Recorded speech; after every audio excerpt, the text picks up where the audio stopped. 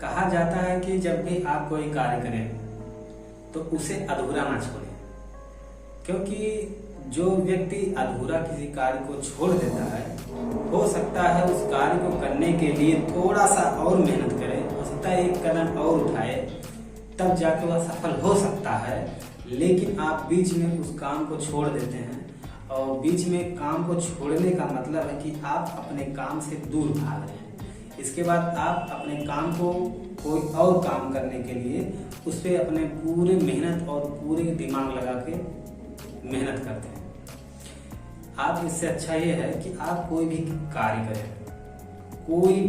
करें, उस कार्य को करने के लिए आप पूरा दिमाग उसी पे लगा दीजिए और आप अपना मेहनत केवल एक ही चीज पे करिए। देखिए, कहा जाता है दो नाव पे पैर रखना बहुत ही हानिकारक होता है। किसी भी कार्य को करने के लिए जब वह आप कई बार कर चुके हैं और उसमें हताश महसूस होने लगे, तो आप यह बिल्कुल ना सोचिए कि मैं इस काम को छोड़ दूं। हो सकता है कि आप अगला जो कदम उठाएं उसमें आप सफल हो जाएं। इसी को ध्यान में रखते हुए मैं आपको एक कहानी बताता हूं। आप उस कहानी के माध्यम से कुछ ना कुछ जरूर सीखेंगे। आप लोग इस कहानी को ध्यान से सुनिएगा और समझिएगा। एक बार एक राज्य में एक राजा रहता था। उस राजा के दरबार में एक बाहर से कोई विदेशी आगंतुक आया। वह एक ऐसा पत्थर दिया राजा को भेंट में कि वह राजा देखकर बहुत ही प्रसन्न हुआ और उसे बहुत ही अच्छा लगा वह पत्थर लेकर उसके मन में दिमाग में चलने लगा कि इस पत्थर का मूर्ति बनाकर अगर हम मंदिर में स्थापित करा दें तो कितना खूबसूरत लगेगा। यह सोचकर वह अपने महामंत्री से कहता है कि इसे ले जाकर विष्णु जी की मूर्ति का निर्माण कराओ और इसे राज्य के जो मंदिर है उस मंदिर में स्थापित करना है। तो महामंत्री को यह काम जब सौंपा गया तो महामंत्री गांव के सर्वश्रेष्ठ कारीगर के पास गए। उस कारीगर से वह महामंत्री कहते हैं कि इसे आप 1 हफ्ते के अंदर तैयार कर दीजिए। महाराज इसे मंदिर में स्थापित करना चाहते हैं, आप विष्णु जी की मूर्ति का निर्माण करें और इसके बदले में आपको 50 स्वर्ण मुद्राएं दूंगा। यह सुनकर वह कारीगर अपने औजारों को निकालता है। औजारों को निकालने के बाद उसमें से एक हथौड़ा निकालता है और उस हथौड़े से जो पूरा कार्य करने वाला था वह अपना कार्य शुरू कर देता है। इसके बाद वहां से महामंत्री चले जाते हैं।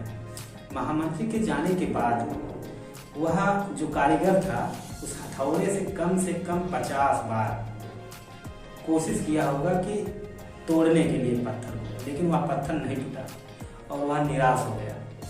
उसके मन में यह आया कि जब 50 बार तोड़ने पर पत्थर नहीं टूटा तो अब क्या टूटेगा।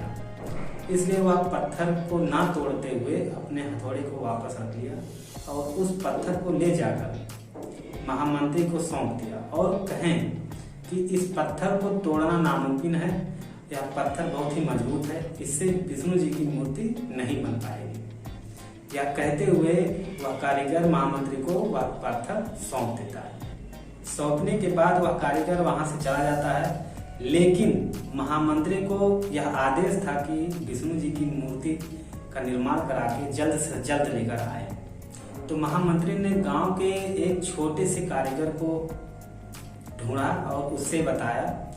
तो उससे कहा कि विष्णु जी की मूर्ति बनाना है और इसे 1 हफ्ते के अंदर तैयार करना है। वह कारीगर जो छोटा कारीगर था, गांव का बहुत अच्छा कारीगर नहीं था, लेकिन वह अपने हथौड़े से उठाया और हथौड़े से जब एक ही बार वार किया तो वह पत्थर टूट गया। यह देखकर महामंत्री अपने मन में ही सोचने लगे कि अगर वह कारीगर एक बार और कोशिश किया होता, अपने काम को करने के लिए एक बार और कोशिश करता, तो हो सकता है कि वह आज 50 स्वर्ण मुद्राओं का हकदार होता।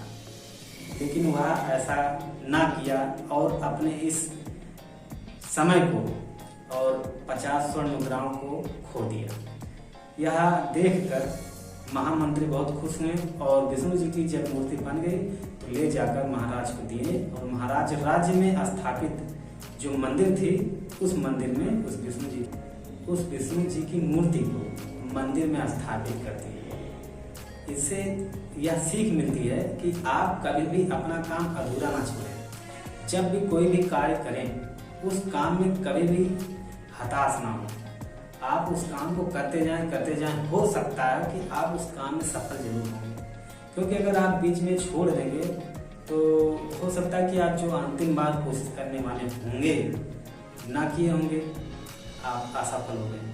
अगर आप उस अंतिम बार कोशिश करते हैं तो आप सफल जरूर हो जाते हैं। इसलिए हमेशा याद रखो, कभी भी कोई कार्य अगर आप जब करें या उस कार्य को करने के लिए सोचें तो आप उसे शुरू से लेकर अंत तक जरूर करें। इसमें आप जरूर सफल होंगे।